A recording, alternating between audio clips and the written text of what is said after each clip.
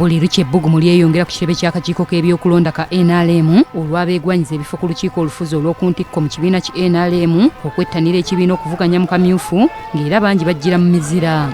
Kubakakasiddwa olunaku olwaleero mwe muli Salimu Uhuru, Kamwe Lugunda n'abalala. We have entrepreneurs here, and therefore, since the entrepreneur is the engine of the private sector, the role of the entrepreneur needs to be brought to the center of decision making in our country.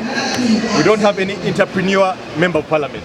I'm going to empower the youth through job creation and amplify the voice of the youth, where every youth voice is going to be heard and their ideas are going to be taken seriously. Because first of all is to streamline our register.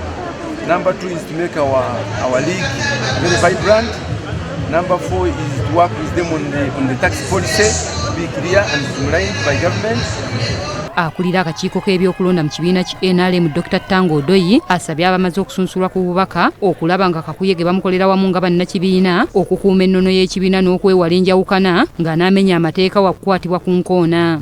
Joint campaign is a must for all aspirants, for Member of Parliament,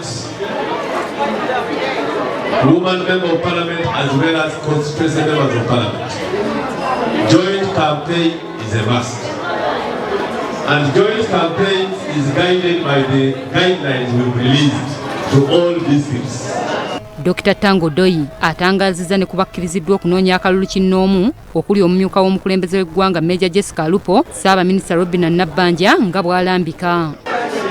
But even those ministers must give their program to the district registrar or district election officers.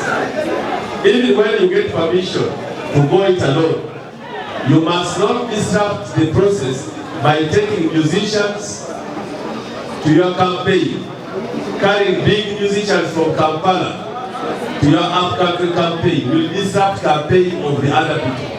Bw'ati ategeezezza nga bwe bongeddeyo okulonda kw'ababaka ba paalamenti okutuusa ng'ennaku z'omwezi 17 okufa ku nnaku z'omwezi 16 nga bwe gubadde nga ku lunaku no baakulonderako abantu abaliko obulemu.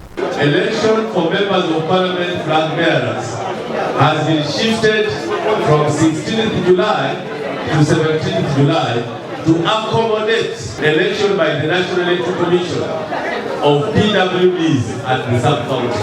Mu ngeri y'emu ayongeddeko nti bakizudde nga waliwo emivuyo egibadde kitandise okwetobeka mu nteekateeka eno nga kati akakiiko kaakuddamu okwekenneenya bonna abaateekebwawo ku nkalala okwewala enguzi n'okuyisaawo abantu abakyamu. I can quote Toro County yesterday had a demonstration because of a registrar who had been manipulated, who had been compromised by some candidates. We are not targeting only one district. We are reviewing registrars in the whole country. Wetwogerera nga bannakibiina ki NRM abamaze okukakasibwa batandise okuyega abantu okubawa akalulu nate okweteekerateekera akalulu ka 2026. Jacqueline Nantale, BBS Terefayina, Gambuuze. Kakati munakibiina kya